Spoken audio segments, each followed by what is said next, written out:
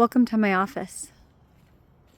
We cross the bridge into the liminal space where heart and mind and body get to connect, where the trees become our friends,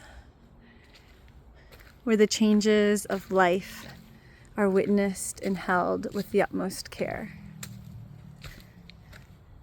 As we come to forks in the road, literally and metaphorically, there are choices we can make. One option is to have a sunspot where we're out in the open and can connect with the sky. Another option is to head into the shady woods, to be nestled amongst the osage and the juniper.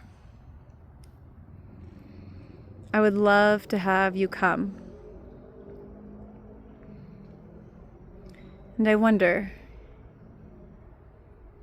how will you go home different from when you came?